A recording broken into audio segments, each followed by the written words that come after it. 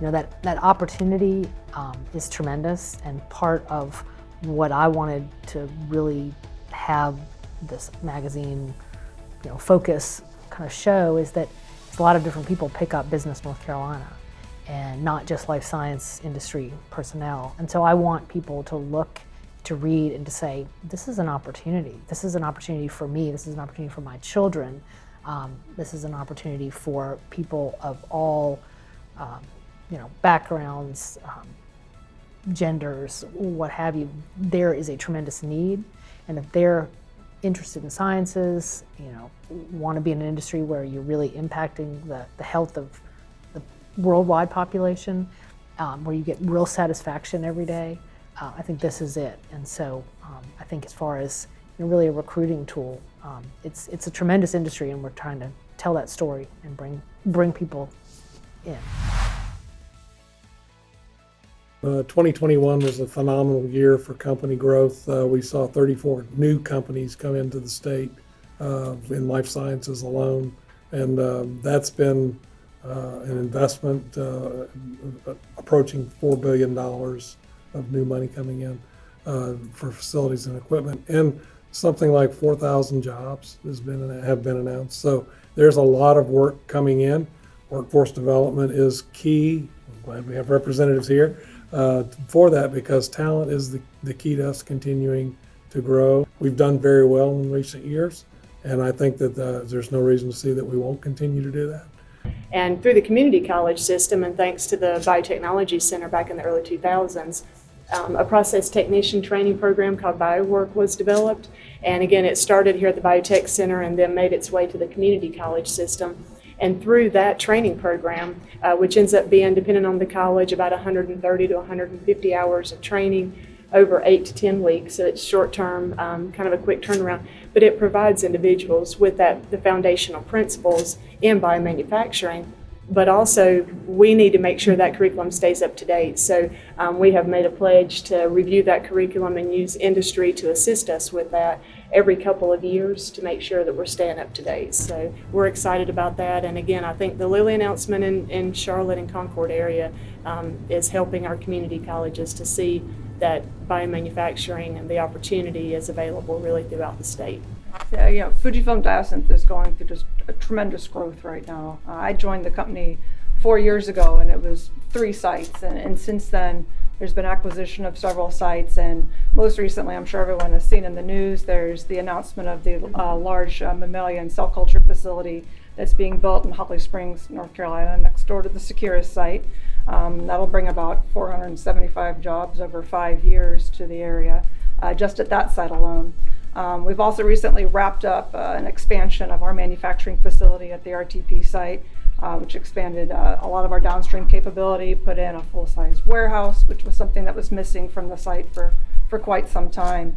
And in about 3 weeks, we'll be breaking ground on an expansion to our Bioprocess Innovation Center. So we have a facility now that houses our process development, and with the growth the company is seeing on process characterization, on our quality control services that are being requested, and more analytical and process development, it's put us in a place where we needed to expand. So we'll be adding about another 83,000 square feet of facility there. So that's just at the North Carolina site. Also been a very busy time for Securus.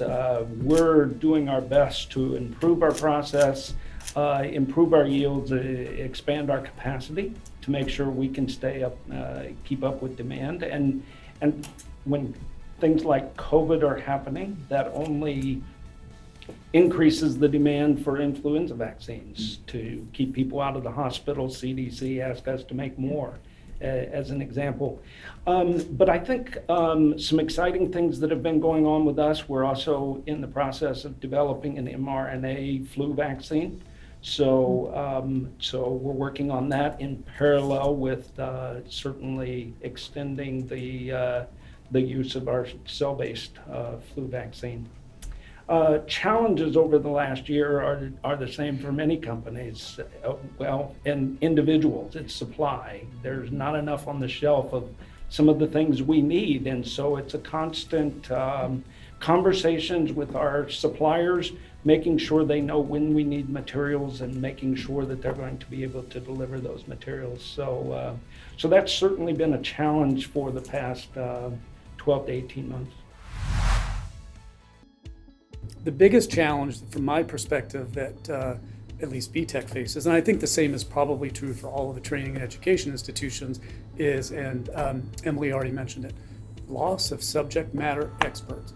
So, BTech loves that we are able to train students very effectively and to allow them to go get jobs and hit the ground running in industry. But we've lost a large number of our own staff and these are highly skilled PhDs who get excellent experience at BTech because they get to see everything related to biopharmaceutical manufacturing. And those people are taken up by industry for higher salaries. And it's a very serious problem, actually. And if it keeps happening, then deploying training and education with the level of quality that we want to deploy won't happen. So that's probably challenge number one for BTech right now.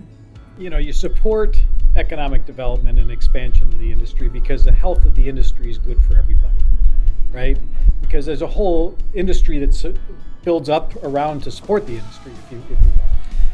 But I also tell you that when you go home at night, it's like, oh crap, another 600 jobs are coming here that are going to take some of my employees and put stress on our workforce. And so, it's a little bit of a double-edged sword. But in general, I think everybody would say the biggest thing is we need to support the health of the industry here because we all win. But it doesn't mean that there's not some stresses that happen.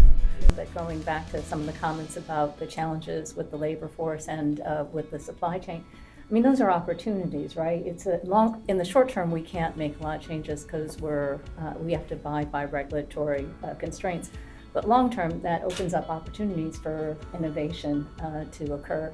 And I think about the supply chain and cold chain storage. At SBio, we looked at that and saw what was going on with COVID. Our drugs have to be stored at negative 90 degrees Celsius. And so we started thinking about, well, how can we avoid that? How can we formulate our products so they can be stored at room temperature? And we started working with thin film technology that allows us to store our drugs basically at room temperature and ship them via regular mail. So I don't think these are bad things when we have these challenges. I think we have to look at them in a positive light and say, long term, how do we innovate? Because that's where we get the competitive advantage. We're always going to have difficulty, but that difficulty leads to opportunity. I'll start. I mean, I think diversity, equity, and the key thing here is inclusion is key for us as a company, right? So, we will have a manufacturing plant site that's representative of the population that we operate. So it starts with some of the basic things that we do. One of the things that attracted us to this state and to this area specifically is access to a diverse, talented, capable workforce, right? And so in our interviewing process, as we've hired our 150 employees, we make sure that as we get candidates that we have a diverse candidate pool. We also make sure that we have a diverse interview team, and then from that we select the best candidate. And that's proven quite successful for us here. You've got, when you talk about diversity, you've got both the dimensions you can see and the dimensions that you can't see. And we also support that with multiple employee resource groups, right, that are all aimed at making sure that the employees are able to bring their entire self to work, because it's going to take an entire team to be able to make medicine. Well, I was just going to say at SBio, diversity and inclusion is very important. As a Mexican American and as the founder of the company, we take big strides to make sure that we have a diverse workforce, and I'm proud to say that we have the majority of our employees are women, actually. And over 70% of our manufacturing professionals are women, which I think is very rare.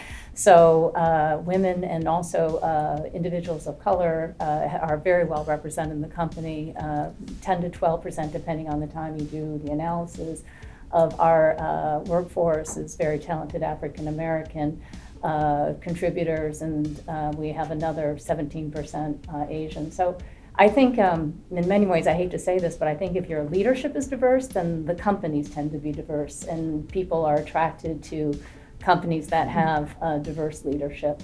So I think we have, been very excited about the fact that we've welcomed a very diverse community into gene therapy.